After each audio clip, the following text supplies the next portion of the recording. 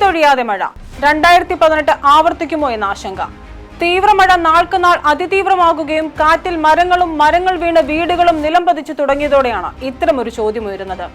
പെയ്ത്തുനീർ വയലുകളിലും തോടുകളിലും നദികളിലും എല്ലാം നിറയുകയും നദി കരകവിഞ്ഞു തുടങ്ങുകയും ചെയ്തു തുടങ്ങി. പല ഡാമുകളിലും കരുതൽ ശേഖരത്തിന്റെ 3 ഇരട്ടി വെള്ളമാണ് റിസർവുകളിൽ ഇപ്പോഴുള്ളത്.